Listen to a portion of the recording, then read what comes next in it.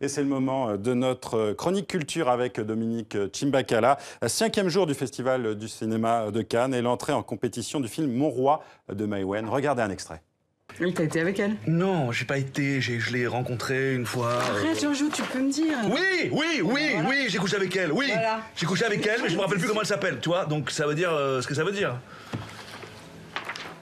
Mais je comprends pas. À part moi, en fait, avant moi. T'as été qu'avec des mannequins? Non. T'as été avec une fille normale, toi? Comment ça, normal, là? Bah, une fille comme moi, une fille normale. Parce que toi, tu crois que t'es normal, toi? Oui, je suis normale. Mais t'es pas normal du tout, toi. Si, mais tu vois, tu m'as compris. Écoute, j'étais plus jeune, j'étais un peu con, j'avais envie de me mettre avec des filles belles parce que ça me rassurait. Je me disais, voilà, tu vois. Il y a les gens, il y en a, c'est les voitures. Moi, c'était les jolies nanas, voilà, c'est tout. Ah, tu sais, on fait vite le tour, hein. Regarde. Écoute-moi. Je préfère une comme toi Oui, je connais. qu'une samaritaine entière de celle-là. Ah bon? Ouais.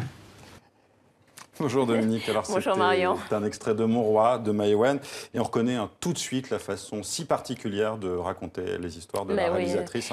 Avec de l'improvisation, on a l'impression Oui, toujours. Mai Wen, elle a une façon, une manière de raconter les histoires, de filmer qui est très proche du réel. C'est d'ailleurs cette patte, en fait, qui lui avait permis de remporter le prix du jury à Cannes en 2011 pour son film Police. Alors, Mon Roi, c'est son 4e film et c'est le premier film français projeté dans ce festival. C'est une histoire d'amour excessif entre une avocate jouée par Emmanuel Berco et puis un homme beau parleur joué par Vincent Cassel. Alors, la particularité de cette histoire, c'est d'être racontée par cette avocate, Emmanuel Berco, depuis son centre de rééducation où elle se reconstruit après une chute de ski.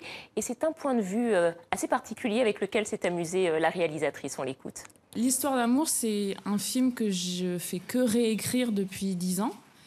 Mais dernièrement, j'ai une amie qui m'a raconté un accident qu'elle a eu et son séjour dans un centre de rééducation, et ça m'avait fascinée. Donc j'avais envie aussi d'en faire un film. Donc comme chaque film me prend entre 2 et 4 ans, et que les années passent, je me suis dit, je vais faire 2 films en un. Ben voilà, on saurait que conseiller à beaucoup de réalisateurs de faire la même chose.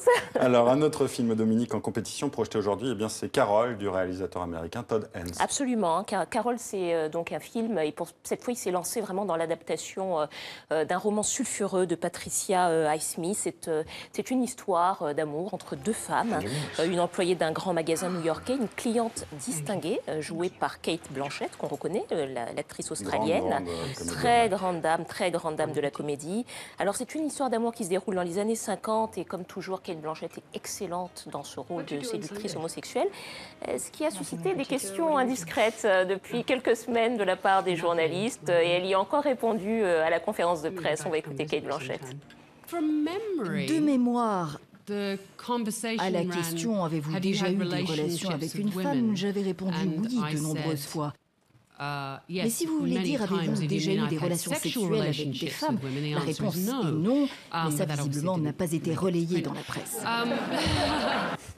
Enfin, Kate Blanchett a quand même insisté pour dire qu'après tout, c'était aussi un film de combat parce qu'il y a encore beaucoup de films, dit-elle, beaucoup de pays, dit-elle, où l'homosexualité est encore illégale. Et finalement, pour le réalisateur Todd Haynes, qui est réalisateur de films indépendants, et elle, c'est aussi un film combat. On quitte la croisette, Dominique, mais on reste dans le cinéma et sur la Côte d'Azur avec un invité de marque qui est venu inaugurer une exposition de peinture à Nice. Oui, et cet invité, c'est Sylvester Stallone, l'acteur américain, hollywoodien même. Jusqu'à la fin du mois, il y a une rétrospective de ses œuvres d'art, ses œuvres de peinture. Je ne savais pas qu'il peignait. Eh bien, figurez-vous qu'il peint. Il peint plutôt pas mal. Il se débrouille très bien. Là, on le voit à son arrivée hier au musée d'art moderne de Nice. Alors, ça fait plusieurs années qu'il peint, même s'il est connu surtout pour avoir interprété Rambo, Rocky, ce genre de films hollywoodiens. Depuis quelques années, apparemment, son travail artistique lui tient vraiment à cœur et on croirait presque, quand on l'écoute, que c'est plutôt là qu'il faut trouver sa vérité d'artiste. On va écouter ce qu'il en dit. La peinture, sans aucun doute, est la forme d'art la plus authentique. Parce que c'est simple, ça ne pardonne pas et c'est là pour être analysé. On termine, Dominique, par quelques images de la nuit européenne des musées. C'était hier soir? Oui, c'était hier soir, donc nocturne pour les musées. Les visiteurs se sont saisis des musées. Donc il y avait plus de 2000 musées européens qui y ont participé, avec des performances d'artistes, des spectacles, comme par exemple, on va voir, donc là c'est au musée des Arts de Moutier, en Suisse. Et puis il y avait aussi, par exemple, au musée d'Orsay, beaucoup de visiteurs à Paris qui se sont investis pour visiter ou revisiter ce musée. Manifestement, ça a été un grand succès. On aura sans doute les chiffres très bientôt. Merci, Dominique. À bientôt pour demander le programme.